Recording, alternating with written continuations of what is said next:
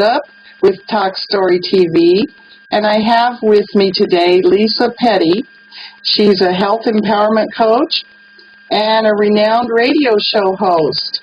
So, and she's going to talk to us about healthy living. Is that correct? Yes, absolutely. Paying attention to what your body's trying to tell you. All right. Well, go ahead. Tell us how we can do that. Well, what's really interesting is that life is getting so busy, and we have so many things pulling at our attention all the time, particularly women. We might be looking after a younger generation, looking after parents as well as maybe having a job outside of our work, and we get into these habits where it's go, go, go, go, go. And we get into habits with what we eat and when we eat, and we start to even accept some of the aches and pains and low energy and maybe headaches and mood swings and all of that kind of thing as a natural part of being alive. And it isn't necessarily that way. Your body wants to be healthy. Your body wants to be full of energy and vitality, and it wants you to be able to pursue whatever your dreams are. So any of these little symptoms that we're experiencing, it's actually your body's way of talking to you and letting you know that things aren't going the way that it should be in order for you to have that vibrant health. And we need to get back into the habit of taking time to listen to our bodies, figure out exactly what it is our bodies are trying to tell us. And I know off the top people are going to be saying, oh, my body's telling me to slow down, stop. That may, in fact, be true. But at the same time, when we eat different foods, for example, or when we, don't get enough sleep, women when we're going through perimenopause, that kind of thing, those symptoms we're experiencing, everything from weight gain around the middle to hair loss to even, graying of hair, under eye circles, mood swings, fatigue, even pain sometimes can be an indication that we just need to tweak what we're doing just a little bit so that we can achieve optimal health. Yeah, and I discovered that drinking water was much more important than I'd ever realized. Oh, absolutely. And most people forget that tiny, tiny little step. You start your day not with a jug of coffee. You start your day with a nice tall glass of water, maybe squeeze a little bit of lemon juice in it. You're going to kickstart your system. You're going to, especially with that lemon juice in there, you're going to start to get the liver stimulated and start to move out some of that junk that could be trapped there otherwise. And we have to remember that we are mostly made up of water. Our brain is mostly water. Our skin is mostly water. When we're dehydrated, we start to get the headaches. That's one indication that we're dehydrated. Also, when we don't have enough water in our bodies, our metabolism slows down. So if you're starting to gain weight or you have a couple of extra pounds that won't leave, it could be that your body is just holding on to water because it's not sure you're going to give it anymore. So that's an issue as well. It's true. Your body is genius. Your body is so smart. It is set up for optimal health and vitality. And that's why, quote-unquote, diets don't work. Because what we do is teach our body that we're going to starve it. And our body doesn't want that, so it's going to say, okay, well, now I'm going to take twice as much out of everything you eat, and I'm going to store it all as fat, because I don't trust you to feed me again, right? So we get into this system. Same thing, people complain about cravings later in the day. Often that's because your brain is crying out for nutrients. It's crying out for vitamins and minerals and essential fats and all sorts of different antioxidants that we're supposed to be taking in through diet. And your brain, very, very smart, your brain, it's saying, okay, I need some more vitamin C, for example. And what do? You run out at 3 o'clock in the afternoon and have a donut and coffee. Well, that's great, but you still didn't get any vitamin C, so your brain says, okay, I need more food. And so what do? Instead of going and having an apple and some nuts, maybe you decide, well, I'll have a bagel then. And so we keep eating, but we're not actually nourishing our bodies. And that's when the body starts to talk back, and it talks back in these symptoms. So I really think it's important for people to slow down, take a breath, and be conscious of how they feel after they eat the donut and coffee. And how even sometimes some of our favorite foods, as we're scarfing them down, not even tasting them, you might realize if you actually slow down and chew it, and taste it, you really don't like it that much. You're just in the habit of eating it. And so wouldn't it be great to be able to put down the fork on that double chocolate piece of cake because you've realized, oh, you know what? I'm actually not even enjoying this. Yeah. So I think it's really, really important to slow down and pay attention. And when I work with clients, I get them to do a food journal. And not only do we keep track of what you eat and when, because that's important for me to understand, but it's important for my client to understand how that food group made them feel. So, for example, if whatever they eat for breakfast, I want to know how they feel energetically. Do they have energy a couple of hours later? Or are they happy? Are they sad? Are they grumpy? Are they hyper? Do they have absolutely no energy at all? And it seems like a tedious exercise sometimes to record everything, but what it does is gets us into the habit of actually being in our bodies and feeling what our bodies are trying to tell us, and that will help us make our own decisions about what is best for us in order to achieve vibrant health, because I think that's what everybody wants. Mm-hmm. Oh, of course. Of course, we all want to feel good. And how do you define... Go ahead. Sorry.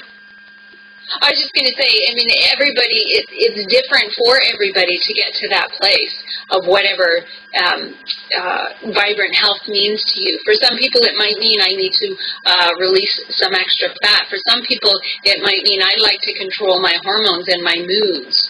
It depends who you are and what your health goal is really in order for you to get to that place of vibrant health that you're looking for. And how do you define health? Well, for me, I like to call it vibrant health because a lot of people are stuck in the whole, I'm not sick, so I haven't unhealthy? been diagnosed with. Exactly. I don't have diabetes, I don't have cancer, or, my toes aren't falling off, therefore I must be healthy. And health is actually not only just a complete absence of disease, but it's also having the energy to get up in the morning, living pain-free, being able to pursue the things that you love to do. When you're constantly focused on being uncomfortable or when you're dealing with pain, it's really, really challenging to get to beyond that, to write the great American novel or to climb Mount Kilimanjaro or whatever it is your passion is. And I actually recently just experienced this for the first time ever. I hurt my back, and I spent 3 days lying on the couch with pain in my back, and it gave me an opportunity to really, really appreciate what I have been talking about for years, which is you cannot live vibrantly when you're in pain.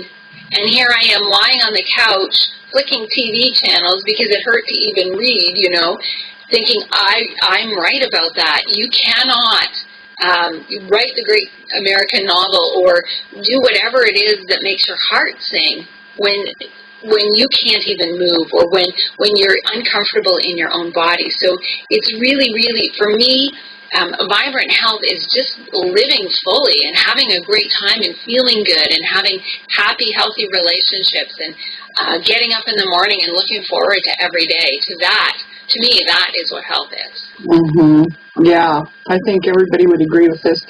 And you've said that our bodies talk to us. What does that mean? Well, as I'm saying, the body wants to be healthy.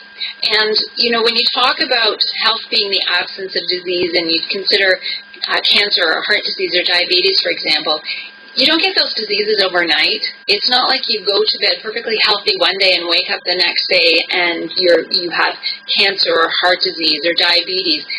The road to disease is a journey. And along the way, your body's trying to talk to you all the time to get you back on the path of health. And so your body might, for example, say to you, look at these wounds that aren't healing. That's because I'm busy fixing something else. Something's going on inside of you that you don't know about. That's why that scratch on your hand won't heal. So I want you to go to the doctor, right? Or headaches, as I mentioned before. Headaches could be indicating menopause. It could be indicating dehydration. It could be indicating a food sensitivity. It could be indicating that the chair you sit in for 8 hours a day is not good for you.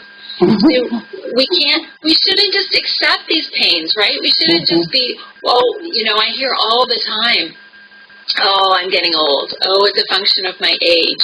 I can't bend over anymore and pick something up. Well, to me, it's a little bit of an excuse, right? Everybody has the potential to bend over and pick up a piece of paper that they dropped on the floor. But what happens is little by little we give it up.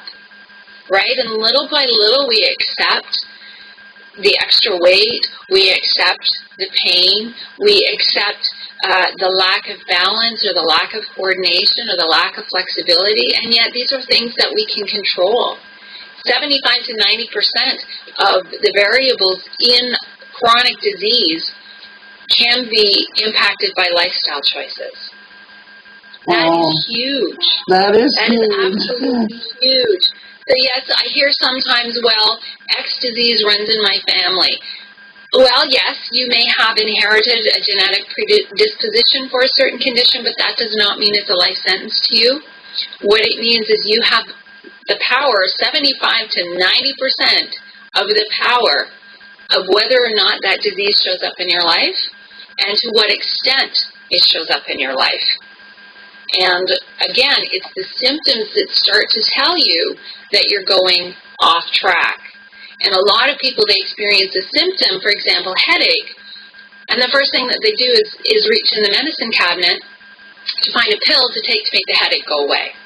And fair enough, I'm not suggesting you should sit in pain, but what I'm suggesting is that if every day at 1 o'clock you have a headache, then you need to think about why you're getting a headache every day at 1 o'clock.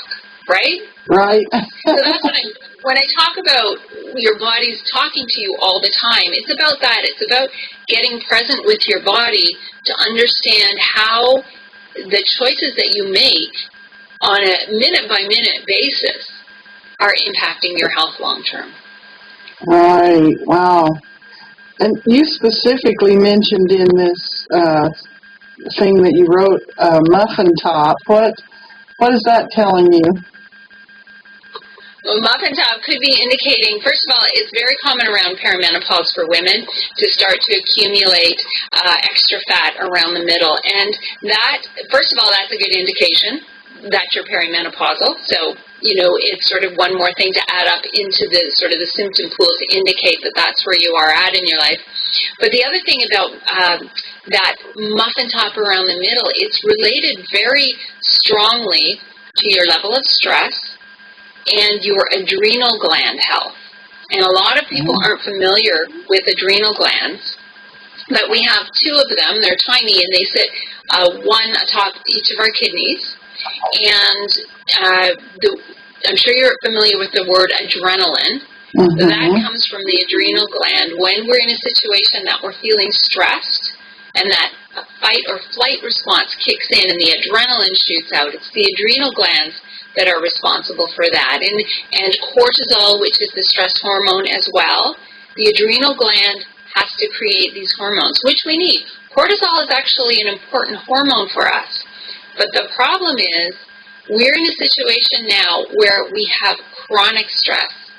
So it used to be we were worried about the saber-toothed tiger trying to get us, and once we fend it off or we hide from it, we get away, the stress abates. Well, now we all have paper tigers chasing us. We have stacks of bills. We have issues that we need to deal with. As I mentioned earlier, the sandwich generation. We have an economic situation now. Lots of people are out of work. Lots of people are experiencing a lot of emotional pain. That kind of chronic stress exhausts the adrenal glands. Mm-hmm. And what happens for women particularly is at perimenopause, and the ovaries are starting to shut down, the ovaries produce estrogen, which we need for beautiful skin, we need it for the health of our heart, we need it for the health of our bones, all sorts of different health benefits from estrogen. Well, the adrenal glands, after the ovaries shut down, are supposed to take over estrogen production. But if they're exhausted, they can't do it.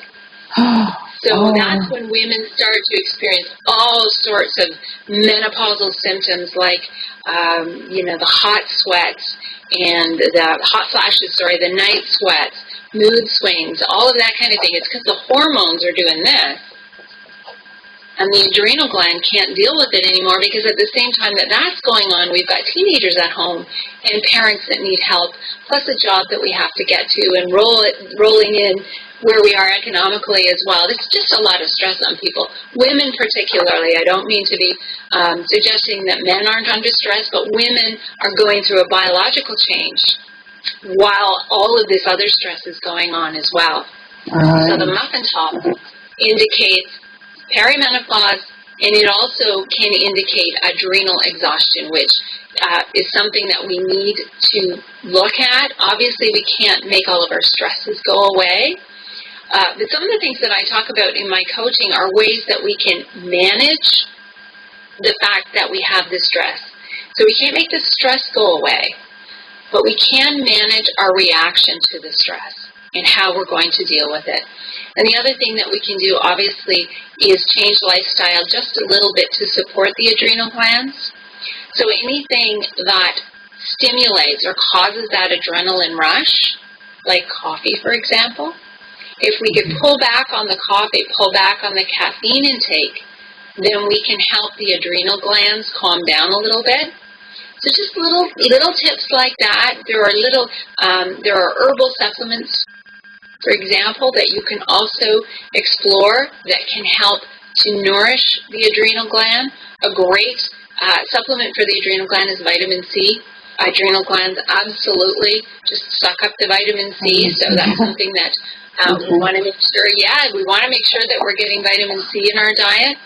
So that's just another indication as well of our body talking to you. Our body is, you look in the mirror, you can't avoid it when suddenly your pants don't do up, right? I mean, your body's really talking to you then. Listen, you need to pay attention here. So that's really what I'm talking about when I say that your body talks to you. Pay attention. What's your priority? And what are you going to do about it? And New Year's resolutions are upon us. What's some of the first things we can do to get healthier? Well, there's a lot of things that people sort of think about on the New Year. They think, I'm going to lose weight. I want to exercise more. I want to make sure that I age gracefully.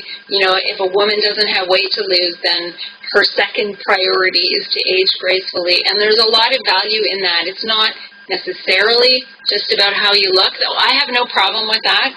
If a woman is concerned about her skin looking gorgeous and her hair looking lovely as she gets older, because when we feed our skin and our hair properly, with the proper lifestyle and diet, your skin is sort of the last part of your body on the food chain that gets the nutrients.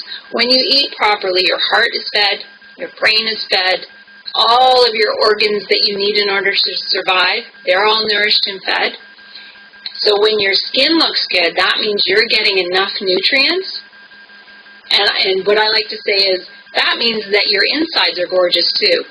Right? If your skin looks good, then your insides must be just as gorgeous and glowing and healthy. So whatever your motivation is to get healthier in the new year. There's a lot of things that you can do to boost it. And particularly if we could focus on fat release. I don't like to say weight loss because when you lose weight, when you lose anything, the first thing you want to do is find it. So when you say weight loss, like I lost it and then I found it again, and that's the typical story for most people. So we'll talk about fat release. And if we have some extra pounds that we want to let go of, right, a lot of people get into this mentality that I will love my body when I'm sexy. I will love my body when I'm a size 6. I will love my body when I reach a certain number on the scale. And so they set up this time in the future when they will be happy. Mm-hmm. So in order to get from here to there, there's a whole bunch of things that they have to do, including change the way that they eat. Maybe they might have to make a commitment to get off the couch every day and actually walk around the block, move the body. They might have to make a commitment to do some stress balancing activity. Maybe that's meditation or yoga or kickboxing, whatever it is that helps you burn off the stress. But it has to do with life changes. And when you're coming from a place of, I don't love my body right now, every time you make that choice to have salad over French fries or to go to the gym versus watching your favorite show on TV, there's a tiny little bit of resentment. It's like, oh, I have to do that. Mm-hmm. I'd rather have cake, right? We get into this mentality. And the challenge is that that's not fun. How inspiring is that when the choice that you make, you resent? Mm-hmm. It's very... You can see how you get to a place where you just don't want to continue. So what I like to do is encourage people to start from a place of loving your body right now, just how it is. And for a lot of people, that's a challenge because they think, oh, yeah, well, my thighs rub together and I got flabbies under my arms. And, they come up with all of these stories about why they can't love their bodies. So what I encourage folks to do is actually sit down and think about something that they love about their body. For example, I love my body, and I'll tell you why I love my body. I love my body because I can taste salty and sweet and bitter food. I love my body because I can see beautiful scenery around me. I love my arms because they wrap around my kids, and I get to give them, squishy hugs. I love the way my scalp feels when the wind blows my hair. I mean, there's all of these sensual pleasures that I wouldn't get to experience if I didn't have a body. Right. So I love my body for giving me that opportunity to love my children, to hug my children, to eat good food, to see beautiful things, to hear beautiful music, to hear the birds in the morning wake me up. I love these things. So what I encourage people to do is to find something that they love about their bodies. And if you come from that perspective, I love my legs because I can walk to the next room, right? Find something that you can value in your body. And what I encourage you to do is write down as many of these things as you can come up with on your own. Mm-hmm. And sort of shift how you feel about your body. You don't have to love the fact that you don't look good in a bikini right now, but you can love the fact that you have legs and that you have arms and what they can do for you. It's not just that you have them, it's what they do for you. And when you can start to value your body right now for what it's giving you right now, doesn't it become much easier to love it back? Mm-hmm. So, wow, I love my legs. I always get compliment on my legs when I wear a skirt. Well, then go walk those legs, right? Keep them looking good. Or, I get amazing compliments. People always tell me that I have beautiful eyes. Fabulous. What are you going to do to honor your eyes? Well, you're going to make sure that you take a break from looking at the computer screen. You're going to make sure that you have proper lighting in your room so you don't squint. You're going to buy a good pair of sunglasses so that when you're outside, you're not doing this because guess how we get wrinkles, right? You're going to do things that honor, that love back your body. And can you feel your energy shifting already around that? How it's like giving back. And for women who have children, you can understand you would do anything for your child. You make sure that the child eats well and that he has activities to keep him busy and stimulates his mind, or that your daughter gets dance lessons because she loves them. So think about how we nurture others, how we show others love, and then pull it back in and do it for ourselves.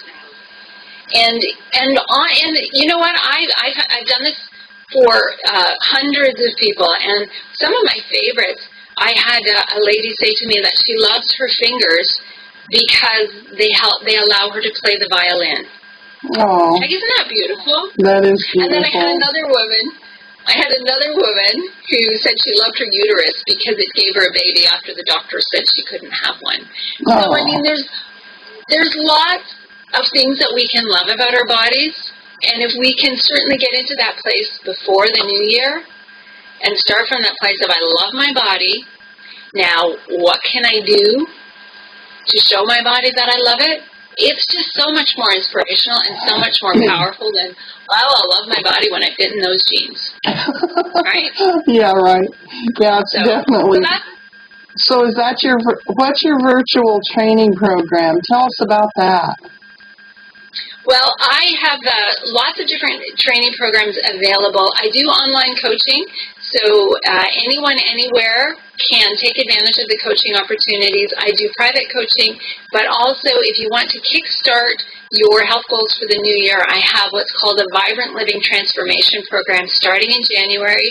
If you're trying to release weight, if you're trying to increase your energy, if you know you're going through menopause and you want to balance your hormones, we deal with all of those health things, but to be honest, we do a lot of work with our attitudes. We need to have a healthy attitude. One example that I just showed you is why it's important to love your body first, but we also look at the all or nothing mentality. We look at perfectionism. We look at all of those things, mental blocks that get in the way.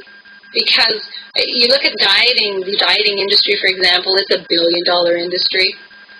And why is that? Because dieting doesn't work. That's why. And people keep trying new ones over and over again. What you need to do is find a lifelong strategy to create optimal health in your life that's easy to do, and work on the mind stuff, because this is where we get tripped up. And if we work on that, then we'll have more success. So I have that coaching program starting in January. I invite people to come to livevibrantly.ca and check it out. Lots of great deals there. And as I said, I also do private coaching if that's more your thing. Okay, and for our viewers, Lisa has written a guest article for our blog at tvbackstory.com. And you can link to her website there also. Read her blog and link to her website. And hopefully you're now watching this at talkstorytv.com, where we have a chat room, and you can ask Lisa questions at that chat room. Thanks for being with us today, Lisa. Thank you so much for having me. Have a fabulous day. You too.